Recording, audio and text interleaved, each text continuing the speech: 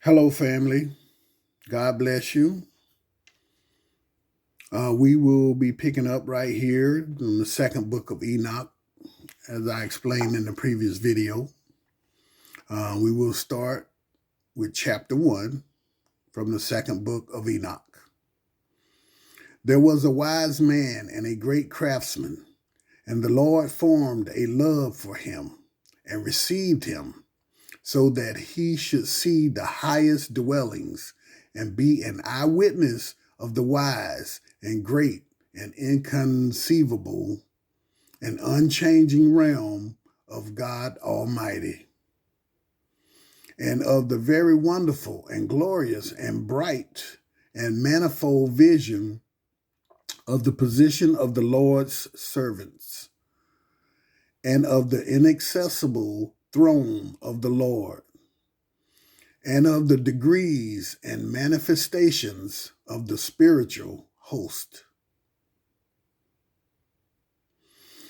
and of the unspeakable ministration of the multitude of the elements, and of the various apparitions and singing of the host of cherubim, which is beyond description, and of the limitless light. At that time, he said, when my 165th year was completed, I begat my son Methuselah. After this, I lived 200 years and finished of all the years of my life 365 years. On the first day of the month, I was in my house alone and was resting on my bed and slept. And when I was asleep, great distress came up into my heart, and I was weeping with my eyes in sleep. And I could not understand what this distress was, or what was happening to me. And there appeared to me two very large men, so big that I never saw such on earth. Their faces were shining like the sun. Their eyes were like a burning light, and from their lips fire was coming out. They were singing. Their clothing was of various kinds in appearance and was purple. Their wings were brighter than gold, and their hands whiter than snow. They were standing at the head of my bed and began to call me by my name. And I arose from my sleep and clearly saw the two men standing in front of me. And I greeted them and was seized with fear, and the appearance of my face was changed to terror. And those men said to me, Enoch, have courage and do not fear. The eternal God sent us to you, and you shall ascend today with us into heaven. And you shall tell your sons and all your household all that they shall do without you on earth in your house. And let no one seek you until the Lord returns you to them. And I hurried to obey them, and went out of my house, and went to the doors, as I was ordered. And I summoned my sons Methuselah, Regem, and Geodad, and explained to them all the marvels the men had told me. Chapter 2. Listen to me, my children. I do not know where I will go, or what will befall me. So now, my children, I tell you, Do not turn from God in the face of that which is empty or prideful, which did not make heaven and earth, for these shall perish along with those who worship them. And may the Lord make your hearts confident in the fear of him.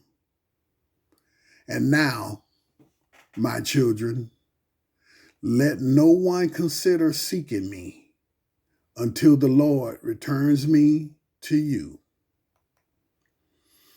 Chapter 3. And there I looked, and again I looked higher, and saw the ether, and they placed me on the first heaven, and showed me a very large sea, bigger than the earthly sea. Chapter 4. They brought the elders and rulers of the stellar orders in front of me, and showed me 200 angels who rule the stars and services of the stars to the heavens, and fly with their wings and come round all those who sail. Chapter 5. And here I looked down and saw the storehouses of snow, and the angels who kept their amazing storehouses, and the clouds where they come out of and into which they go. Chapter 6. They showed me the storehouse of the dew, like olive oil in its appearance and its form, as of all the flowers of the earth. And they also showed me many angels guarding the storehouses of these things, and how they are made to shut and open. Chapter 7. And those men took me and led me up on to the second heaven, and showed me darkness, greater than earthly darkness. And there I saw prisoners hanging, watched, awaiting the great and limitless judgment. And the spirits were dark in appearance, more than earthly darkness, and perpetually weeping through all hours. And I said to the men who were with me, why are these being unceasingly tortured? They answered me, these are God's apostates, who did not obey God's commands, but took counsel with their own will, and turned away with their prince, who is also held captive in the fifth heaven. And I felt great pity for them, and they greeted me and said to me, man of God, pray to the Lord for us. And I answered them, I am just a mortal man. Who am I that I should pray for spirits? Who knows where I go, or what will become of me, or what will become of me, or who will pray for me? Chapter 8. And those men took me from there and led me up on to the third heaven, and placed me there. I looked down and saw what this place produces, and that it was so good that such as has never been known. And I saw all the sweet, flowering trees, and I saw their fruits, which were sweet smelling. And I saw all the foods that came from them, and that the food was bubbling with fragrant vapors. And in the middle of the trees was the tree of life, in that place where the Lord rests when he goes up into paradise. And this tree is of indescribable goodness and fragrance, and adorned more than anything existing. And all sides of its form were golden and brilliant red and fire-like, and it was completely covered, and it produced all fruits. Its root is in the garden at the earth's end. And paradise resides between spiritual and physical. And two springs come out which send forth honey and milk. And their springs send forth oil and wine. And they separate into 4 parts and flow quietly around and go down into the paradise of Eden, between the mutable and the eternal. And there they go forth along the earth and have a circular flow, even as other elements. And there is no unfruitful tree here, and every place is blessed. 300 angels, which are very bright, are there to keep the garden, and with incessant sweet singing with voices, which are never silent, serve the Lord throughout all the hours of the day. And I said, how very sweet is this place?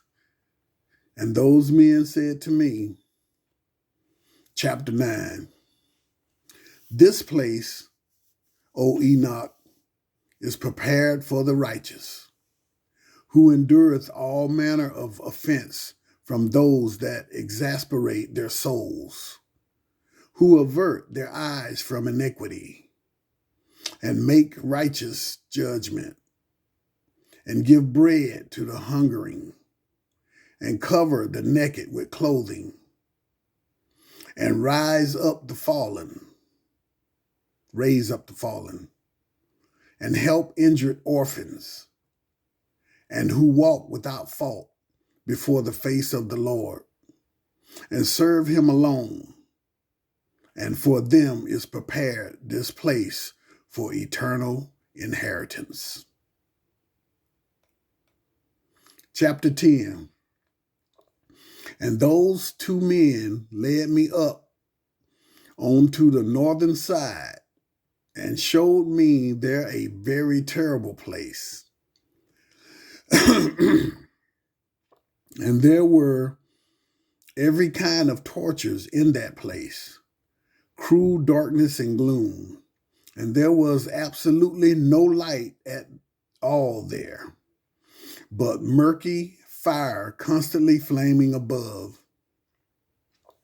And there is a fiery river coming out, and everywhere in that entire place is fire, and everywhere there is frost and ice, thirst and shivering, while the physical restraints are very cruel, and the spirits were fearsome and merciless, bearing angry weapons, torturing without mercy. And I said, woe, woe, this place is so terrible. And those men said to me, this place, O Enoch, is prepared for those who dishonor God, who on earth practice sin against nature, which is sodomy of a child, corruption of children, performing magic, enhancements and devilish witchcrafts, and who boast of their wicked deeds, stealing, lying, slander, envy, resentment, fornication, murder, and who are accursed and steal the souls of men. And those who see the poor and still take away their goods so they grow rich, and injure them for other men's goods. And this is reserved for those who satisfy their own emptiness, made the hungering die. Those who clothe themselves by stripping the naked, and who did not know their Creator, but instead bowed to lifeless gods who have no soul, who cannot see nor hear, empty, who build carved images and bow down to unclean fashioning of useless gods. This place is prepared for these as an eternal inheritance.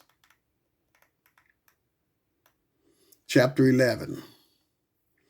Those men took me and led me up onto the fourth heaven and showed me the entire succession of activities and all the rays of the light of sun and moon. And I measured their progression and compared their light and saw that the sun's light is greater than the moon's. Its circle, and the wheels on which it goes always is like the wind passing with every amazing speed with no rest day or night. Its egress and ingress are accompanied by 4 huge stars, and each star has 1,000 stars under it. To the right of the sun's wheel, there are 4,000 stars, and to the left, there are 4,000. Altogether, 8,000, going out with the sun continually. And by day, 15 groups of 10,000 angels attend it. And by night, there were 1,000. And 6 winged ones go forth with the angels before the sun's wheel into the fiery flame. And 100 angels kindle the sun and set it alight. Chapter 12. And I looked and saw other flying elements of the sun, whose names are phoenixes and Chalkydra, Chalkydra, Chalkydra, Chalkydra, which are marvelous and wonderful, with feet and tails of a lion and a crocodile's head. They appear to be purple in color, like that in the rainbow. Their size is 900 measures. Their wings are like those of angels. Each has 12 wings, and they attend and accompany the sun, bearing heat and dew as it is ordered them from God. This is how the sun revolves and goes and rises under the heaven, and its course goes under the earth with the light of its rays continually.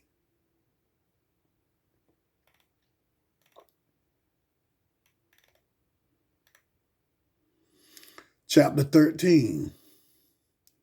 Then those men carried me away to the east and placed me at the sun's gates, where the sun has egress according to the seasons, circuit, and regulation of the months of the whole year, and the number of the hours, day and night.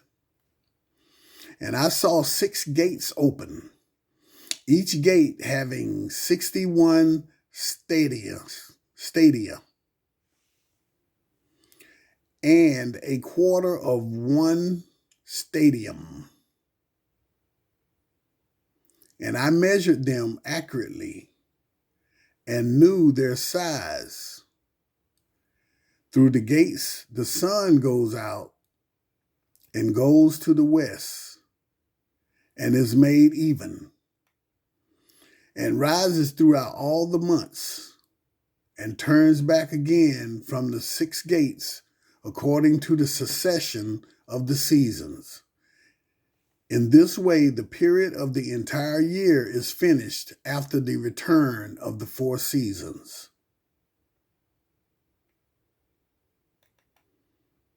Chapter 14.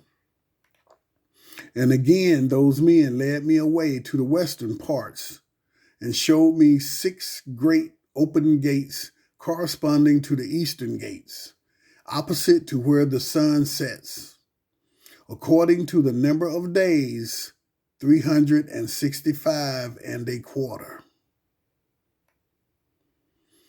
Again, it goes down to the western gates and diminishes its light with the prominent brightness under the earth. The crown of its glory is in heaven with the Lord, and it is guarded by 400 angels while the sun goes round on wheel under the earth. And it stands 7 great hours in night, and spends half its course under the earth. And when it comes to the eastern approach, in the 8th hour of the night, it brings its lights and the crown of glory, and the sun burns outwardly more than fire.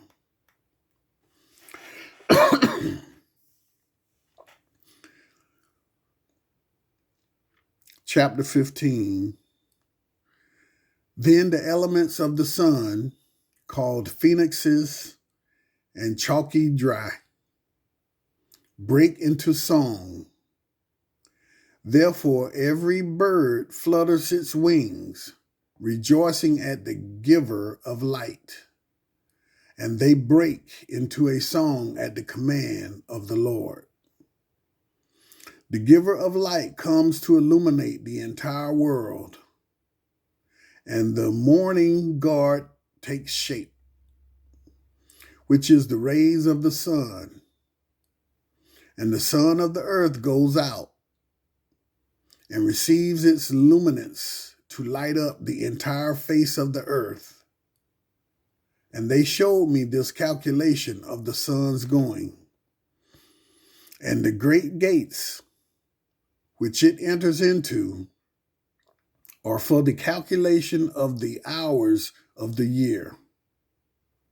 For this reason, the sun is a great creation, whose circuit lasts 28 years and begins again from the beginning.